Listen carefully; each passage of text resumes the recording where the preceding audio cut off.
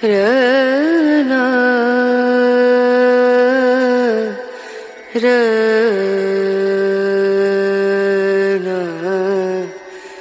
ರನು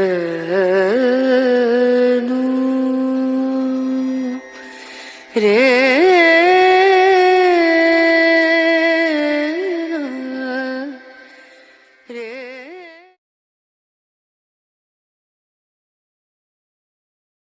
ಆತ್ಮ ನಮಸ್ಕಾರ. ಆತ್ಮ ನಮಸ್ತೆ. ಪರಿಶುದ್ಧ ಆತ್ಮ ಸ್ವರೂಪರಿಗೆ, ಆತ್ಮ ಸೋದರ ಸೋದರಿಯರಿಗೆ, ಆಧ್ಯಾತ್ಮಿಕ ಮಿತ್ರರಿಗೆ ನನ್ನ ಆತ್ಮ ನಮಸ್ಕಾರಗಳು. ಗುರುದೇವರು ಏನು ಹೇಳಿಸುವರೋ ಅದನ್ನೇ ಹೇಳುತ್ತೇನೆ. ನಾವೆಲ್ಲ ಶ್ರದ್ಧೆಯುಳ್ಳವರಾಗಿ ಕೇಳಿ ಆತ್ಮ ಸಾಕ್ಷಾತ್ಕಾರಕ್ಕಾಗಿ ಎಲ್ಲರೂ ಪ್ರಯತ್ನಿಸಬೇಕೆಂದು ಆಶಿಸುತ್ತೇನೆ. ಶ್ರೀ ಗುರುಭ್ಯೋ ನಮಃ. ಹರಿ ಓಂ ತತ್ಸತ್.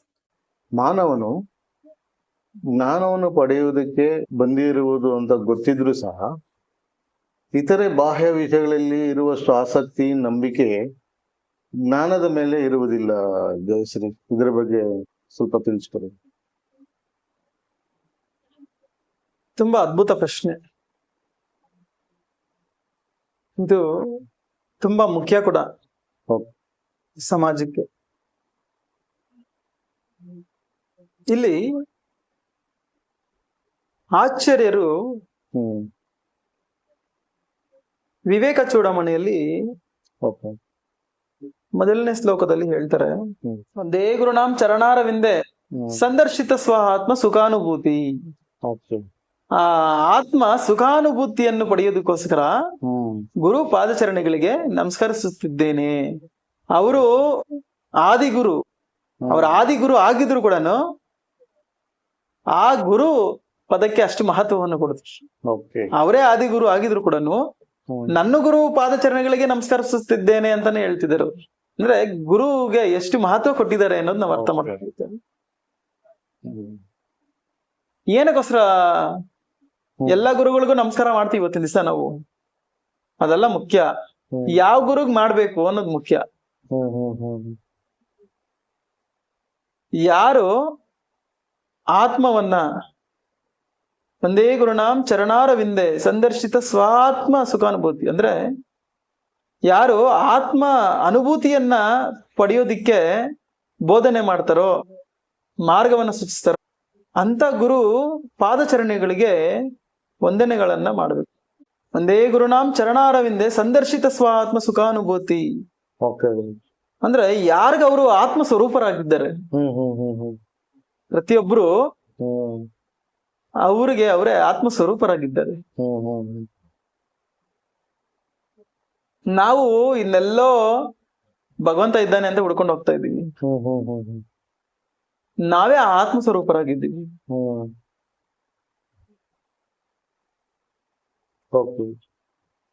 ಆಮೇಲೆ ಏನ್ ಹೇಳಿದ್ರು, ಸಂಸಾರ ಹಾಲ ಹಲ ಮೋಹ ಅಂತ ಹೇಳಿದ್ರು. ಈ ಸಂಸಾರವನ್ನ ಹಾಲಕ್ಕೆ ಹೋಲಿಸ್ತಿದ್ದಾರೆ ಆಚಾರ್ಯರು. ಈ ಸಂಸಾರ ಅನ್ನೋದು ಹಾಲ ಅಂದ್ರೆ ಪಾಯ್ಸನ್, ವಿಷ ಅಂತ.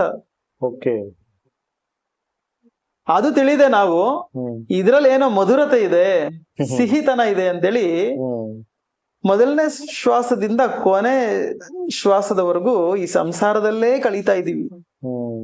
ಮಾನವ ಕೊನೆ ಶ್ವಾಸವರೆಗೂ ಈ ಸಂಸಾರದಲ್ಲೇ ಕಳೆದು ಬಿಡ್ತಾನಂತೆ. ಸಂಸಾರದ ಭವ ಬಂಧನದಲ್ಲಿ ಸಿಕ್ಕಾಕೊಂಡಿದ್ದಾರೆ ಅಷ್ಟೇ, ಅದರಿಂದ ಆಚೆ ಬರೋದು ಹೌದು ಉತ್ತಮ. ಕೊನೆ ಶ್ವಾಸವರೆಗೂ ಸದಾ ಸಂಸಾರದಲ್ಲೇ ಮುಳುಗಿ ತೇಲಾಡ್ತಾ ಇರ್ತಾನೆ. ಸಂಸಾರವನ್ನ ನಮ್ಮ ಕೈಯಲ್ಲಿ ಇಟ್ಕೋಬೇಕು. ಸಂಸಾರದ ಒಳಗಡೆಗೆ ನಾವು ಹೋಗ್ಬಾರ್ದು. ಸಂಸಾರ ಅನ್ನೋದು ಒಂದು ಸುಳಿಯ ರೀತಿಯಲ್ಲಿ ಇರುತ್ತೆ. ಅದು ನಾವು ಅದ್ರಲ್ಲಿ ಸಿಕ್ಕಾಕೊಂಡ್ಮೇಲೆ ಬಿಡಿಸ್ಕೊಂಡ್ಬರೋದು ತುಂಬಾ ಕಷ್ಟ. ಅದನ್ನೇ ಎತ್ತಿ ಕೈಯಲ್ಲಿ ಇಟ್ಕೊಂಡ್ಬಿಟ್ರೆ ನಾವ್ ಹೇಳ್ದಂಗೆ ಕೇಳತ್ತೆ ಅದು. ನಾವ್ ಅದ್ರಲ್ಲಿ ಹೋಗಿ ಸಿಕ್ಕಾಕೊಂಡಾಗ ಅದು ಹೇಳ್ದಂಗೆ ನಾವ್ ಕೇಳ್ಬೇಕು, ಅದು ತಿರುಗಿಸ್ದಂಗೆ ನಾವ್ ತಿರುಗ್ಬೇಕಾಗತ್ತೆ. ರೈಟಿಗೆ ಟರ್ನ್ ಆಗು ಅಂದ್ರೆ ರೈಟಿಗೆ ಟರ್ನ್ ಆಗ್ಬೇಕು, ಲೆಫ್ಟಿಗೆ ಅಂದ್ರೆ ಲೆಫ್ಟಿಗೆ ಟರ್ನ್ ಆಗ್ಬೇಕು, ಕುತ್ಕೋಬೇಕು, ಎದ್ದೇಳು ಎದ್ದೇಳ್ಬೇಕು. ಆಮೇಲೆ ಕತೆ ಆ ಸಂಸಾರವನ್ನ ನಾವು ಕೈಯಲ್ಲಿ ಇಟ್ಕೊಳ್ಳೋ ಪ್ರಯತ್ನವನ್ನ ಮಾಡಬೇಕು. ಇಲ್ಲ ಅಂದ್ರೆ ಅದು ವಿಷದ ಸಮಾನ ಅಂತ ಹೇಳ್ತಿದ್ದಾರೆ ಆಚಾರ್ಯ. ಹಾಗಾಗಿ ಪರಮಾತ್ಮ ನಿಜಕ್ಕೂ ಈ ಒಂದು ಅದ್ಭುತವಾದಂತಹ ಸೃಷ್ಟಿಯನ್ನ ನಿರ್ವಹಣೆ ಮಾಡಿ ಅದರಲ್ಲಿ ಇಷ್ಟು ಟೆಕ್ನಾಲಜಿಯನ್ನ ಕೊಟ್ಟಿದ್ದಾನೆ ನಮ್ಗೆ. ಅದನ್ನ ಉಪಯೋಗಿಸ್ಕೊಂತ ನಾವು ಆತ್ಮ ಸಾಕ್ಷಾತ್ಕಾರವನ್ನ ಪಡಿಬೇಕು. ಅದು ಬಿಟ್ಟು ನಾವು ಯಾವಾಗ್ಲೂನು ಈ ಸಂಸಾರದಲ್ಲೇ ಇದ್ದೋಗಿ ಈ ಪುನರಪಿ ಜನನಂ ಪುನರಪಿ ಮರಣ ಇದು ತಗದು ಮಾನವನಿಗೆ. ಇದನ್ನೇ ಸ್ವಾಮಿ ಭಗವದ್ಗೀತೆಯಲ್ಲಿ ದೈವಿಯೇಶು ಗುಣಮಾಯಿ ಮಮಮಾಯ ದುರದಯ ಅಂತ ಹೇಳಿದ್ದಾರೆ. ಅಂದ್ರೆ ನನ್ನ ದೈವಿ ಶಕ್ತಿಯಿಂದ ಹೊರ ಬಂದಿರುವಂತಹ ಈ ಮಾಯೆಯಿಂದ ತಪ್ಪಿಸ್ಕೊಳ್ಳೋದು ಯಾರಿಂದಾನೂ ಸಾಧ್ಯ ಇಲ್ಲ, ತುಂಬಾ ಕಷ್ಟ. ಆದ್ರೆ ಇದಕ್ಕೆ ಒಂದು ಮಾರ್ಗ ಇದೆ, ಉಪಾಯ ಇದೆ. ಆ ಉಪಾಯ ಏನು ಅಂತಂದ್ರೆ, ಯಾರು ನನಗೆ ಸರೆಂಡರ್ ಆಗ್ತಾನೋ, ಯಾರು ನನ್ನ ಮಾರ್ಗದಲ್ಲಿ ಹೋಗುವಂತ ಪ್ರಯತ್ನ ಮಾಡ್ತಾನೋ ಅಂತ ಅವನಿಗೆ ನಾನು ತುಂಬಾ ಬಲು ಸುಲಭ ಅಂತ ಹೇಳಿದ್ದಾರೆ. ಅವನು ನನ್ನನ್ನೇ ಸೇರುತ್ತಾನೆ ಅಂತೇಳಿ ಭಗವದ್ಗೀತೆಯಲ್ಲಿ ಸ್ವಾಮಿ ಹೇಳಿದ್ದಾರೆ. ಈ 84 ಲಕ್ಷ ಜೀವರಾಶಿಗಳಲ್ಲಿ ಮಾನವನಿಗೆ ಮಾತ್ರನೇ ಮೇಧಶಕ್ತಿ ಅನ್ನೋದು ಇರೋದು. ಈ ಮೇಧಶಕ್ತಿಯಿಂದ ನಾವ್ ಎಲ್ಲಿಂದ ಬಂದಿದೀವೋ ಅಲ್ಲಿಗೆ ಹೋಗೋ ಪ್ರಯತ್ನವನ್ನ ಮಾಡಬೇಕು. ನಿಜಕ್ಕೂ ಹೇಳ್ಬೇಕು ಅಂತಂದ್ರೆ ಮಾನವನು ಬಂದಿರೋದು ಆತ್ಮ ಸಾಕ್ಷಾತ್ಕಾರವನ್ನ ಪಡೆಯೋದಕ್ಕೆ, ಪರಮಾತ್ಮನಲ್ಲಿ ಸೇರೋದಕ್ಕೇನೆ. ಅದನ್ನ ಬಿಟ್ಟು ಬೇರೆ ಎಲ್ಲ ವ್ಯರ್ಥ. ಇದರಿಂದ ಏನು ಪ್ರಯೋಜನ ಇಲ್ಲ. ಯಾಕಂತಂದ್ರೆ ಸಮಯ ವ್ಯರ್ಥ, ದುಡ್ಡು ವೆಚ್ಚ. ಕೊನೆಗೆ ಮಾನವನು ನಾನಾ ರೀತಿಯಾಗಿರುವಂತಹ ಚಿಂತನೆಗಳಿಗೆ, ಬಾಧೆಗಳಿಗೆ ಗುರಿಯಾಗ್ಬಿಡ್ತಾನೆ. ನಾವೇನೇ ಮಾಡಿದ್ರು ಅದನ್ನೆಲ್ಲ ಬಿಟ್ಟು ನಾವು ಬಂದಿರುವುದು ಏನು, ನಾವೇನ್ ಮಾಡ್ಬೇಕು ಅಂತ ತಿಳ್ಕೊಂಡು ಆ ಜ್ಞಾನವನ್ನ ಪಡೆದು ಪರಮಾತ್ಮನನ್ನ ಸೇರುವಂತ ಪ್ರಯತ್ನವನ್ನು ಮಾಡಬೇಕು. ಆಗ ನಮ್ಮ ಜನ್ಮ ಸುಕೃತವಾಗುತ್ತೆ. ಈ ಜನ್ಮ ಕಂಪ್ಲೀಟ್ ಆಗುತ್ತೆ, ಈ ಸ್ಟೇಜ್ ಕಂಪ್ಲೀಟ್ ಆಗುತ್ತೆ, ಈ ಲೆವೆಲ್ ಕಂಪ್ಲೀಟ್ ಆಗುತ್ತೆ. ಇಲ್ಲಿಂದ ನೆಕ್ಸ್ಟ್ ಲೆವೆಲ್ಗೆ ಹೋಗ್ಬೋದು ನಾವು. ಇಲ್ಲ ಅಂತಂದ್ರೆ ಪುನರಪಿ ಜನನಂ ಪುನರಪಿ ಮರಣಂ ಪುನರಪಿ ಜನನಿ ಜಠರೆ ಶಯನೆ, ಮತ್ತೆ ಮತ್ತೆ ಹುಟ್ಟುತ್ತಾ ಸಾಯುತ್ತಾ ಈ ಹುಟ್ಟು ಸಾವಿನ ಚಕ್ರದಲ್ಲಿ ಸಿಲುಕಿಕೊಂಡು ನಾವು ವಿಲ ವಿಲ ವಿಲ ಅಂತ ಒದ್ದಾಡ್ತೀವಿ.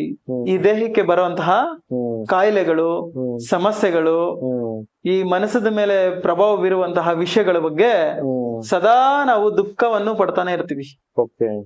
ಆ ದುಃಖದಿಂದ ಈಚೆಗೆ ಬರ್ಬೇಕು ಅಂತಂದ್ರೆ ನಾವು ಬಂದಿರುವಂತ ಉದ್ದೇಶವನ್ನ ತಿಳಿದುಕೊಂಡು ಜ್ಞಾನವನ್ನು ಪಡೆಯುವಂತ ಪ್ರಯತ್ನಗಳನ್ನ ಮಾಡ್ತಾ ನಾವು ಪರಮಾತ್ಮನನ್ನ ಸೇರುವಂತಹ ಕೆಲಸದಲ್ಲಿ ನಿರಂತರವಾಗಿ ನಮ್ಮನ್ನ ನಾವು ತೊಡಸ್ಕೊಂಡಿದ್ರೆ ಅದಕ್ಕಿನ್ನ ಶ್ರೇಷ್ಠ, ಉತ್ತಮ ಇಹದಲ್ಲೂ ಪರದಲ್ಲೂ ಇನ್ನೊಂದು ಇಲ್ಲ ಅಂತ ನಮ್ಮ ಆರ್ಯರು ಹೇಳಿರುವಂತದ್ದು. ಅಂದ್ರೆ ಈ ಸೃಷ್ಟಿಯನ್ನ ಯಾವುದೋ ಒಂದು ಅತೀತವಾಗಿರುವಂತ ಶಕ್ತಿ ನಡೆಸ್ತಾ ಇದೆ. ಆ ಶಕ್ತಿಯನ್ನ ನಾವು ಪಡೆಯುವಂತ ಪ್ರಯತ್ನ ಮಾಡ್ಬೇಕು. ಇದೇ ನನ್ನ ಜನ್ಮದ ಧ್ಯೇಯ ಅಂತ ತಿಳ್ಕೊಂಡು ನಾವು ಸತ್ವಗುಣವನ್ನ ಪ್ರಬಲವನ್ನು ಮಾಡ್ಕೊಂತ ಜ್ಞಾನದಿಂದ, ಆ ಸತ್ವಗುಣದಿಂದ ನಾವು ಆ ಶಕ್ತಿಯನ್ನ ಪಡೆದು ಕೈವಲ್ಯವನ್ನ ಸೇರುವಂತಹ ಪ್ರಯತ್ನ ಮಾಡ್ಬೇಕು. ಪ್ರತಿಯೊಬ್ಬ ಸಿದ್ಧ ವಿದ್ಯಾರ್ಥಿ ಮತ್ತೆ ಪ್ರಜೆಗಳು ಕೂಡ. ಸತ್ವಂ ಸುಖಿ ಸತ್ವ ಸಂಜಾಯಿತೆ ಜ್ಞಾನಂ ಜ್ಞಾನ ದೇವತೆ ಕೈವಲ್ಯಂ. ಯಾರು ಊರ್ಧ್ವಕ್ಕೆ ಅವನ ಪ್ರಾಣವನ್ನ ತೆಗೆದುಕೊಂಡು ಹೋಗ್ತಾನೋ ಅವನ್ಗೆ ಸತ್ವಗುಣ ಪ್ರಬಲವಾಗ್ತದೆ. ಆ ಸತ್ವಗುಣದಿಂದ ಅವನಿಗೆ ಜ್ಞಾನೋದಯ ಆಗ್ತದೆ. ಸತ್ವಂ ಸುಖಿ ಸತ್ವ ಸಂಜಾಯಿತೆ ಜ್ಞಾನಂ.